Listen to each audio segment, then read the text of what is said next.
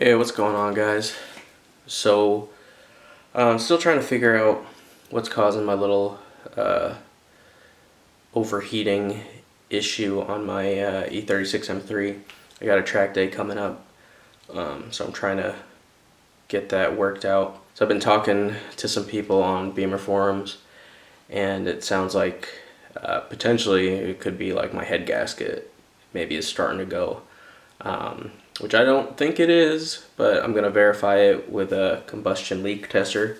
So that's what I'm going to be showing you guys today. Hopefully the combustion leak tester shows nothing, but we'll see. So I rented this combustion leak tester. This says engine block tester.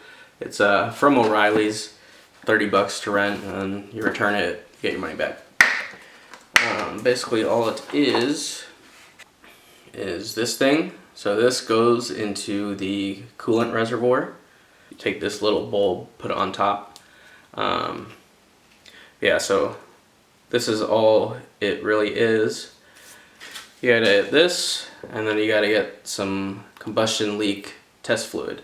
So you can get this on Amazon, or you can just go to Harbor Freight. They actually sell this and also this fluid alone is like 10 bucks.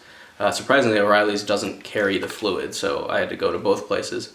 But anyways, stick this on the reservoir, fill some fluid to this fill line right here, and then you put this cap on, and then you just, once the car gets up to operating temperature, you just pump this for a minute or two, and then the purple fluid, if there is combustion gases leaking into your coolant, then this purple fluid should turn yellow. So let's go ahead and see what my car does. Alright guys, sorry if it's a little loud, a little hard to hear, but I've got the car, it's all warmed up, so we're going to go ahead and put our little vial thing full of the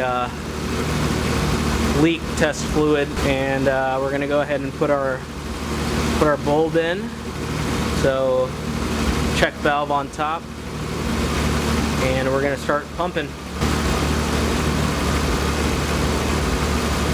So you just want to do this for about 2 minutes.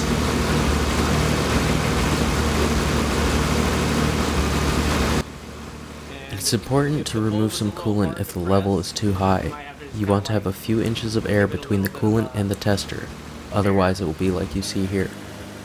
The bulb fails to re-inflate because it is touching the coolant and it has no way to pull in air or potential exhaust gases.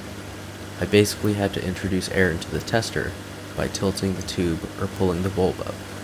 You should be able to pump the bulb easily and air should be pulling into the fluid.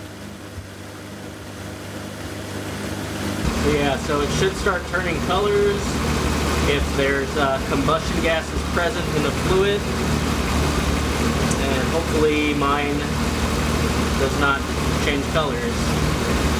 So I'll probably do this about 50 more times.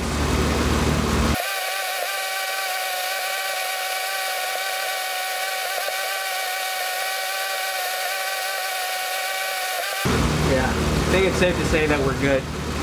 So that's it. Alright, so unfortunately the combustion leak test was a bust. So I think I'm going to go ahead and replace my thermostat. I think it might not be opening completely, or it's just being weird and inconsistent. So I already got the parts ordered, so I'll get that tutorial to you guys here in a little bit. So thanks for watching. Deuces.